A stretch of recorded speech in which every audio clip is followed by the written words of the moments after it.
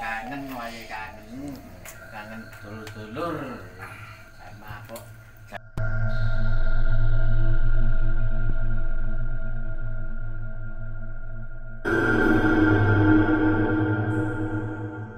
Assalamualaikum warahmatullahi wabarakatuh. Salam sejahtera, salam sehat selalu, dan salam sukses selalu buat sedulur-sedulur GSR Channel. Kali ini saya bersama Ki Junjung Roso berada di salah satu pesarean di Kota Malang yang sangat fenomenal, yaitu di Komplek Makam Ki Ageng Kripik. Pada malam hari ini kita berepisode untuk ziarah ke makam Mbah Untung Suropati yang memang konon katanya beliau ada di makam Ki Ageng Kripik, di Komplek Makam Ki Ageng Kripik. Ngobrol dengan salah satu pengurus Pokdarwis yang ada di makam Ki Ageng Kripik. Sedulur-sedulur GSR Channel, tentunya makam Mbah Untung Suropati itu juga ada di mana-mana. Di Pasuruan ada, di Banyumas ada, dan juga di Malang pun juga ada. Tapi kita tidak tahu ya. Yang jelas dari salah satu sumber yang kita dapatkan juga ada di sini. Bahkan kita juga sempat ngobrol dengan masyarakat sekitar. Dari dulu, zaman dulu memang diyakini Mbah Untung Suropati ada di Malang. Sedulur-sedulur GSR Channel, pada malam hari ini saya bersama Ketua Pokdarwis ya, yang ada di Kelurahan Madiopuro, Kecamatan Kedung Kandang, Kota Malang. Nah, beliau ini adalah ketua dari Pokdarwis Lur, sangat luar biasa, yang juga mengelola makam di sini. Sampai kemarin kita juga mereview ya Pondok Musafir juga sama Musola Kanjeng Surgi yang ada di belakang, sudah kita review. Assalamualaikum. Waalaikumsalam warahmatullahi wabarakatuh. Mas Devi. Sugeng dalu Rayu. Begini Pak Devi, kali ini kita melakukan penelusuran untuk episode selanjutnya, yaitu ziarah ke makam Mbah Untung Suropati yang ada di Malang. Jadi sekilas saya ingin tahu sejarah dari Untung Suropati, tapi pendek-pendek aja, karena kan Malang ini katanya dulu memang sempat ikut wilayah Pasuruan. Jadi sangkut pautnya Mbah Untung Suropati dengan pengembangan di Malang itu seperti apa? Monggo. Kami sampaikan sebelumnya untuk rekan-rekan dari GSR Channel atas perhatian atensinya terhadap kompleks makam Ki Ageng Kripik, Malang, Jawa Timur. Dulur sedanten, untuk makam dari Pangeran atau Raden Untung Suropati menika sebenarnya memang ada beberapa versi. Jadi kami coba kita kuak yang ada di kompleks makam Ki Ageng Kripik ini sendiri, bahwa pada kisaran tahun 1670 sampai 1702 itu adalah masa seorang Untung Suropati itu melawan kekuasaan kolonial Belanda saat itu, dan front perangnya itu mulai dari Pasuruan sampai Ngantang.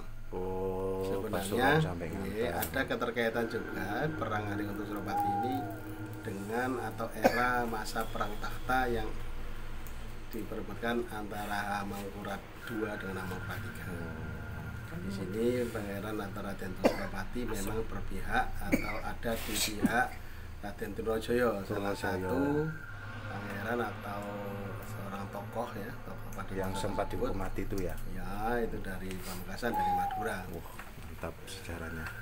Kaitannya dengan makam atau kompleks makam di Anggrek sendiri, ternyata kalau versi atau yang sering diceritakan oleh tua-tua kita di lingkungan itu memang banyak mengatakan yang disyarikan di kompleks makam Anggrek adalah Raden Suropati. Jadi banyak tentang yang ada Ibu Nyonya Londo yang ziarah dan sebagainya memang, dan kami juga akhirnya ada cerita bahwa Raden Suropati ini kromo atau beristri dua dan sebagainya, salah satunya adalah dari putri Belanda. Tapi ada penjelasan juga bahwa era perang takhta ini atau era perang antara Pangeran Tung Suropati dengan Trunojoyo Kareng Kalesong di satu pihak dengan kolonial, dengan kompeni saat itu juga membawa efek atau akibat. Dan akhirnya kita tahu bahwa Raden Tung Suropati itu meninggal, tercatat oleh mereka meninggal di Pasuruan tepatnya. Sementara sisa pengikutnya setelah ditinggalkan oleh Asta Trunojoyo meninggal, Kareng Kalesong meninggal di Ngantang, kemudian Raden Suropati sendiri itu dan sebagainya. Ada beberapa anak atau putra dari Pangeran Tung Suropati ini yang melanjutkan perjuangan, melanjutkan peperangan dengan kolonial. Kalau menurut catatan yang kami terima. Dan di makam Gribek ini adalah makam satu dari 3 putra Tung Suropati yang akhirnya seto dan harus dimakamkan di tempat yang pantas. Di pantas, yang yaitu pantas. Di makam Kyai Gribek ini sendiri tepatnya ada di sebelah atau sisi barat dari makam Kyai Gribek. Dan ini kalau menurut catatan dikenal dengan nama Pangeran Sendowo.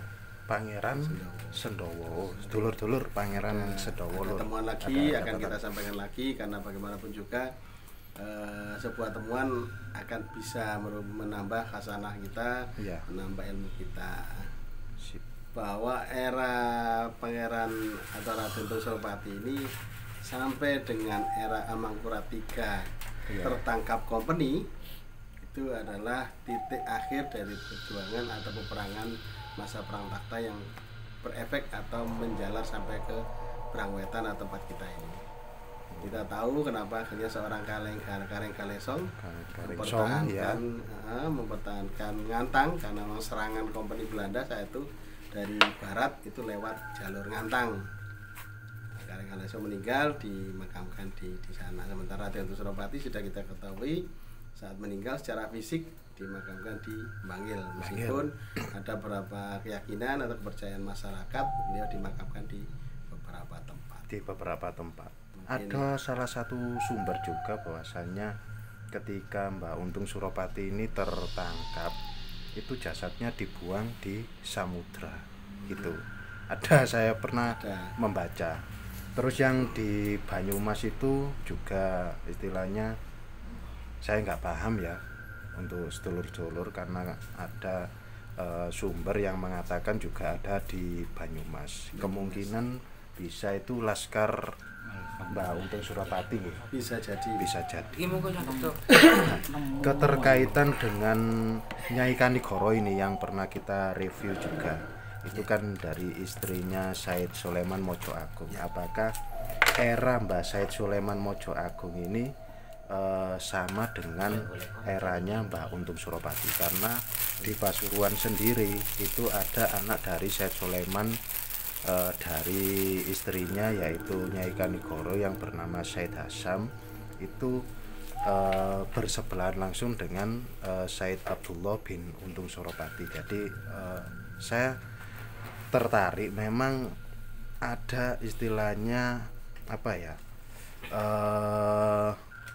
penerus perjuangan antara anaknya Mbak Untung Suropati dengan Mbak Said Sulaiman. Itu gimana itu Pak Devi terkait zamannya era Said Sulaiman dengan Mbak Untung Suropati? Menarik juga sebenarnya kalau itu dikaji yang Kisuwung. Kisuwung ya, terima kasih. Jadi kalau kita lihat dari era atau masa tahun, sebenarnya era dari Raden Tung Suropati sampai ke yang tadi disampaikan era Syed Sulaiman dan sekitarnya Bukit Kanigoro tadi, saya katakan sebenarnya berkelanjutan. Kita tahu Sitogiri itu kalau menurut catatan antara 1725 1730. Sementara Raden Suropati menurut catatan Seto di 1702. Kita bisa melihat ada rentang jarak yang tidak terlalu lama 20 sampai 25 tahun, di mana bisa jadi salah satu keturunan dari Raden Suropati ini dipunkromo, dinikahi oleh salah satu keluarga Sitogiri. Disampaikan ada siapa tadi namanya bin untuk Suropati. Iya, Abdullah bin Toh Suropati. ada benang merah dari sisi kenasaban sakit ugi. Bisa terjadi karena memang masa tahunnya persisian dan itu sepertinya masuk akal ya kalau bicara masa tahun. Sementara kita tahu juga bahwa Syekh Sulaiman adalah salah satu tokoh syiar Islam juga yang ada di kawasan atau seputaran Mojo Agung, benar. Di mana beliau juga mempunyai apa istilahnya guru atau apa yang dipersoalkan itu, termasuk juga di Sitogiri, sehingga apa yang isu yang tadi disampaikan itu saya kira boleh kita tangkap sebagai salah satu sumber sejarah juga. Jadi bisa jadi ada banyak diingat oleh masyarakat, oleh orang-orang bahwa persisian sekali era untuk Suropati dengan era Syekh Sulaiman sampai sekarang. Ingatan kolektif masyarakat itu adalah salah satu sumber sejarah gitu. Oh, siap. Jadi yang di sini yang tertulis di dalam buku ataupun catatan di Pok Darwis ataupun yang ada di makam Ki Ageng Ripik adalah makam Pangeran Sendowo. Iya, putra dari Untung Suropati. Putra dari Untung Suropati Lur. Jadi masih ada silsilah dari Mbah Untung Suropati. Ya, oke, terima kasih.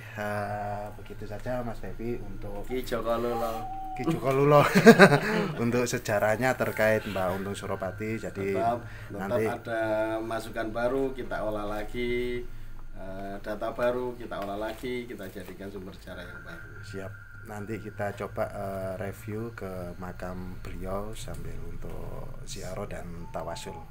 Oke, terima kasih. Jangan lupa like dan subscribe GSR Channel. Oke Lur, malam hari ini kita coba untuk mereview makam yang diyakini Mbah Untung Suropati, dan juga ada yang meyakini beliau juga putra dari Untung Suropati, yaitu Pangeran Sendowo. Gimana Ki Junjung tentang penjelasan tadi? Tentang penjelasan yang tadi saya kira itu sudah cukup akurat Ya. Kemungkinan bisa juga nanti kalau ada info-info dari derek-derek lainnya juga kami nggak nolak, tetap kami terima. Yang penting tawasul kita tetap ke beliau, salah satu istilahnya ikut berjuang pada zaman dahulu ya. Apa salahnya kita tawasul gitu. Wah, ini Mbak Junjung kita berada di sebuah kayak semacam apa ini ya, gapuro ini. Gapuro gaib ini. Menurut jenengan merasakan seperti apa di sini? Kalau di sini ya memang sudah saya memang merasakan itu termasuk getaran-getaran pada zamannya Mbah Untung ya. Jadi memang di sini banyak laskar Untung Suropati ya. Menurut sejarah yang dikatakan Ki Joko Lulo tadi. Iya, betul. Jadi memang ada pesareannya dari laskar Untung Suropati yang memang dimakamkan di sini karena beliau kan berjuang melawan VOC. Saya juga merasakan Mbak Junjung di sebelah kanan dan kiri jenengan ini memang ada salah satu penunggu ya yang ada di gerbang gaib makam ini. Jadi istilahnya harus berhati-hati, niatnya harus baik gitu nggih Ki Junjung. Betul. Harus baik. Jangan sampai kita salah adab lah. Salah adab ya. Coro kebiasaan orang Jawa dari dulu, adab yang kita pakai. tetap ada. Siap, kita lanjut Ki Junjung untuk mereview.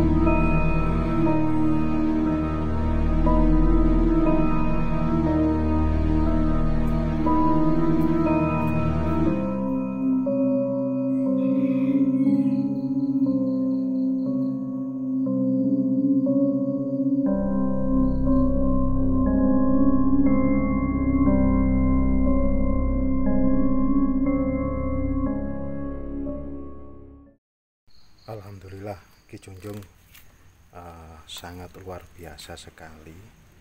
Jadi kita di depan makam beliau ya, saya merasakan Ki Junjung ada energi-energi yang sangat luar biasa. Bahkan saya melihat sesosok macan ada di sebelah kanan dan kiri beliau.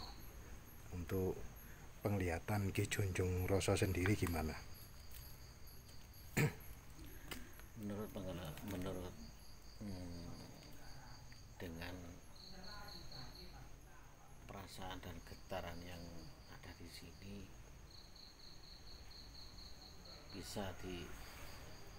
bisa dinyatakan bahwa yang ada di makam Mbah Sundowo ini Ya, ada penunggunya, yaitu yang telah kita sebut tadi, itu dua makhluk dari macan, dua makhluk itu macan. jadi memang setiap makam-makam keramat ini memang ada penunggunya Ki Junjung ya. Kalau kita melihat ekspedisi kita kemana-mana itu memang banyak sekali penunggu yang menjaga juga merawat dari makam para wali seperti itu. Jadi sedulur-sedulur, inilah makam beliau ya yang kita sambangi pada malam hari ini. Oke, jangan lupa like dan subscribe. Seperti walaupun kita tidak narik pusaka Ki Junjung, kita sepertinya dihadiahkan sebuah apa itu, saya merasakan kayak energi ini yang memang sengaja diberikan untuk kita ini. Coba saya lihat Ki Junjung.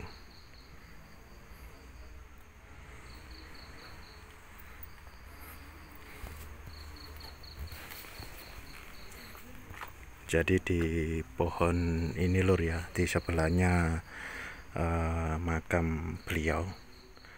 Nah, saya merasakan ada di sini lur. Bismillahirrahmanirrahim.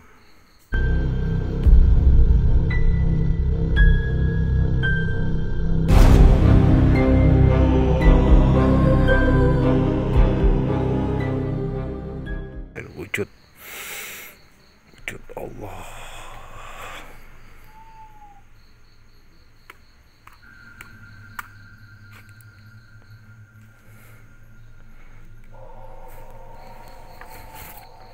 Coba Ki Junjung. Energinya terasa. Oh iya, ada ini. Alhamdulillah. Seperti apa ini? Coba kita ke sini. Seperti batu mustika ini Ki Junjung. Seperti batu mustika ini. Iya, ini batu mustika itu. Iya. Kalau saya lihat ini memang khusus untuk apa ya ini ya, kewibawaan ini. Kewibawaan, iya. Jadi ini sarana, ini sarana. Jadi untuk khasiatnya yang menentukan Allah Subhanahu wa taala ya. Semua ini sarana ginjunjung nggih. Iya, sarana juga ini untuk juga mengabar juga ya. Mantap. Jadi sedulur-sedulur GSR Channel, kalau ke Malang jangan lupa berkunjung berziarah ke makam Ki Ageng Kripik, dan juga ada makam keramat lur ya di sini. Nggih, Ki Junjung ya. Pangeran Sendowo di sini. Pangeran Sendowo. Jadi menurut dari Ki Joko Lulo tadi, maisannya tidak seperti ini pada awalnya karena bentuk marmer, karena ada tangan-tangan jahil nggih Ki Junjung. Iya. Maisan ini diganti era 1800. Wah, luar biasa. Oke, sedulur-sedulur GSR Channel, jangan lupa like dan subscribe. Tetap ikuti kita.